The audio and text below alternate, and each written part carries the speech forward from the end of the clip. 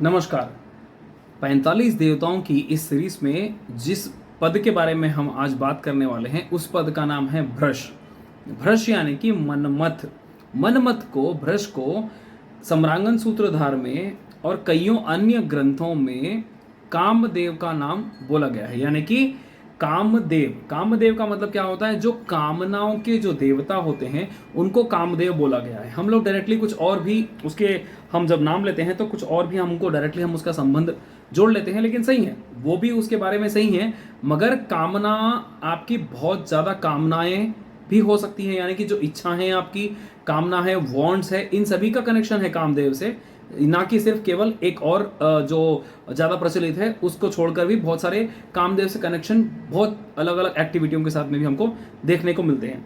कामनाओं की इच्छा पूर्ति, सम्रांगन सूत्रधार और अपराजित परीक्षा के अंदर इनको मनमथ बोला गया है। जैसे कि मैं आपको बोल चुका हूं, मन को मथने वाला जिसको हम मनमथ बोलेंगे, राइट। तो इसमें आपको जब कभी भी इस पद में अगर आपको दोष होता है, या घर में कहीं पर भी टूटा फूटा गला, या फिर यहाँ पर आप कोई टॉयलेट आ जाता है, या फिर कोई क्लटरिंग यहाँ पर आ जाती है, तो क्या हो जाता है, व्यक्ति अपनी कामनाओं पर काबू नहीं पा सकता।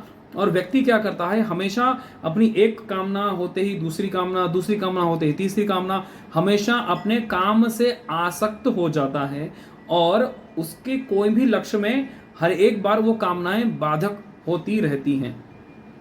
तो ऐसे में यहां पर देखिए, कामदेव का जो वाहन है वो शुक बोला गया है, या फिर तोता। उसको यहां पर उनको ऐसा बोला गया है, तोते का जो राज है, तोते का जो बॉडी कॉल व्यस्थापित करना हो, या फिर तोते को जिस पर बॉडी कॉल आधिपति जमाने का जो कारक होता है वो मन होता है। तो तोता जो बोला गया है, ये बहुत ज़्यादा ही चंचल, विचलित, या फिर आप हर एक चंचल प्रवृत्ति का एक पक्षी भी बोला गया है। और इसी को ही कामनाओं के ऊपर विजय पाना हो तो आप काम के पद को, वृष के पद को, मनमत के पद को हमेशा शुभ बनाकर रखें। शुभ उसको कैसे बनाएंगे? हम उसको डिक्लटर करेंगे, वहां पे गंदगी नहीं रखेंगे, और उस जगह पर हम हमेशा सुगंधित द्रव्यों का इस्तेमाल करेंगे।